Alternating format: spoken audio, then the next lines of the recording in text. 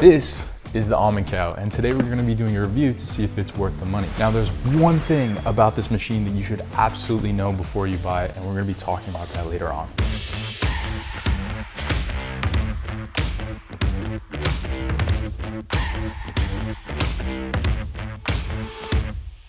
I was pretty excited once I got my Almond Cow. It shipped pretty fast and it comes in this nice white box, and you just want to turn it around to the back and you're going to see that there's a flap, pretty easy to open, and then you peel back the cardboard and you're going to see some contents on top. So the first thing is the cord on the right hand side that you plug into the Almond Cow to operate it, and then there's this packet which has the recipes and illustrations of the instructions on how to use the Almond Cow. Next, you're going to want to take the cardboard out of the box and you're going to see that the actual Almond Cow itself comes in this nice tan bag, and all the parts of the Almond Cow are actually inside the Almond Cow itself. So it's very minimal packaging and it's all recyclable. You can see that they really care about the environment here and they're not adding unnecessary things to this. They put some thought into it, and yeah, overall really nice and clean. Here's how the Almond Cow works. Essentially, it just functions like a blender. You have 4 parts. There's the blade on top, you have the aluminum base which you put the water, there's also the filter basket which stores the almonds, and then there's a plastic container cup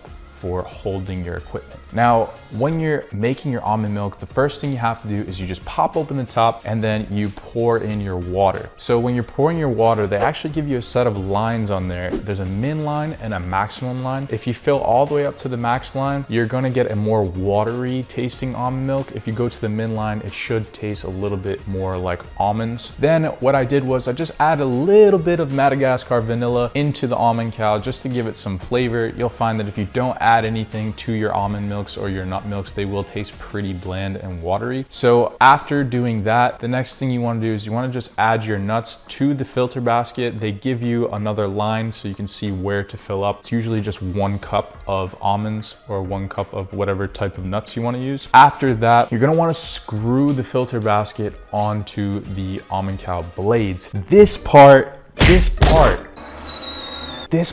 really drove me nuts. So the first time I got my Almond Cow, I thought I did this correctly. I screwed it on, I twisted the filter basket, I thought it was locked. But then once I assembled the machine and I pressed the button, I did not like what happened next. The blades started spinning and the filter basket got disconnected from the top of the Almond Cow, and the blades just started shredding the filter basket. And I was like, uh-oh, that doesn't sound too good. When I pressed the button to stop it and I took it out, I could see that the actual basket itself was torn to shreds.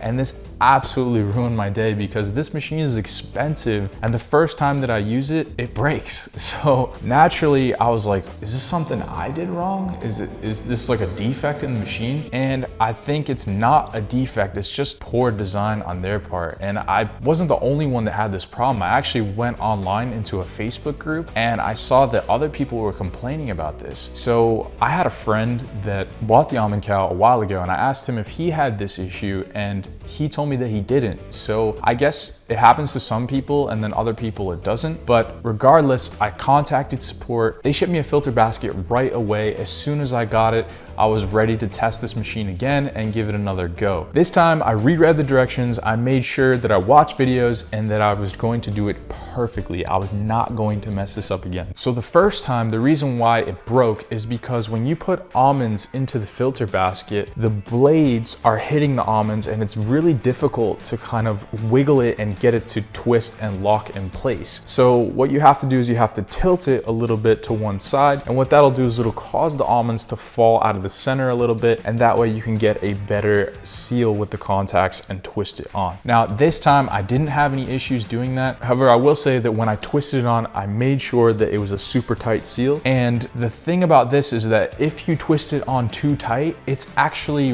really hard to twist it off. So once you're locking the machine, if you try to unlock it, it's like you have to put all your might and all your force in this thing and really like wrench it, which again, I didn't really like. So after I ran it a second time, all you really need to do is you assemble all the parts together, you press the button, and it'll run through its duty cycles. And the reason why it does this is because the machine doesn't want to overheat. So it'll blend for a little while and then it'll shut off, and then it'll blend for a little while and then shut off.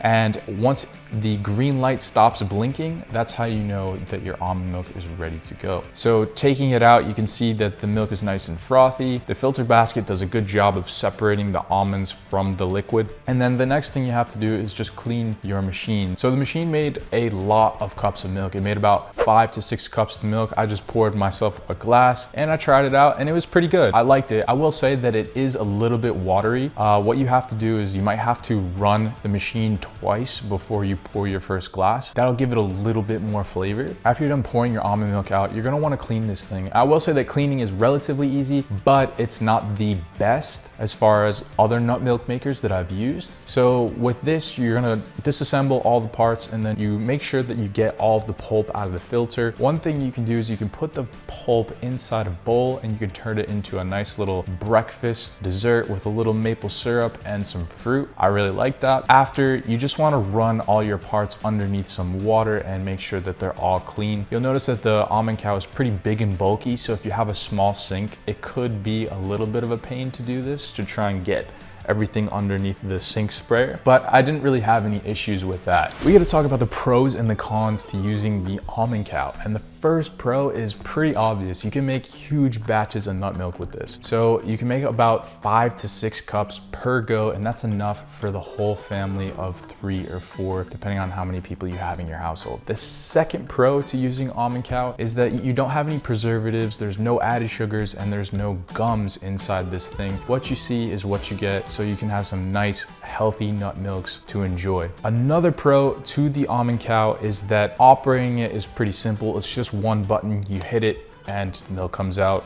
You're good to go. Now we gotta talk about the cons, because there are some cons and some things that I didn't like about the Almond Cow, which I think they need to fix. And the first one is the filter basket. I think that this is just poor design on their part. I think a lot of people, including myself, struggle with this, not only with making sure that it's locked, but also making sure that you can easily unlock it. So if you twist it on too tight, it's gonna be really difficult to unlock. And if you don't put it on properly, well, guess what? It's gonna shred through this part, and then you're gonna have to order another one, which nobody wants to do. Another con about the Almond Cow is, yes, it makes big batches of milk, but the milk only lasts up to 3 to 4 days. Now, there are certain things that you can do to make it last up to 2 weeks, but it involves a process called blanching. You have to make sure that you boil your almonds and then you soak them in water the night before, and then you have to make sure that the skin is peeled off of them. It's a whole process that adds more time to creating batches of almond milk, which, you know, can be a pain for some people. And last but not least, the final con to using Almond Cow is that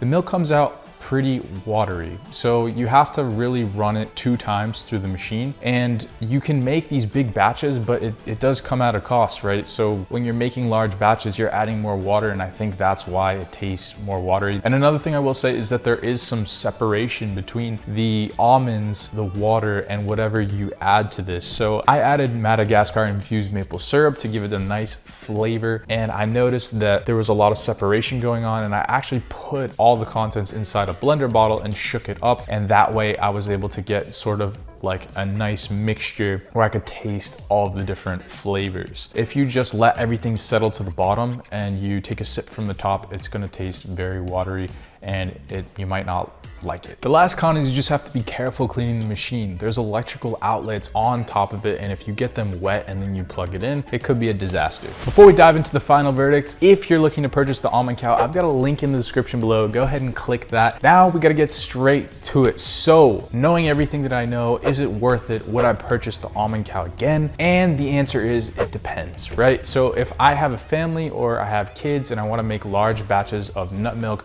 then yes, it makes sense to go ahead and purchase the Almond Cow. With that said, there are some better alternatives. Specifically, I'm talking about the Nutter machine. Before we get into that video, make sure you like, comment, and subscribe. Let me know your thoughts. Let me know how I did. Support the channel by doing this, and I'll see you in the next one.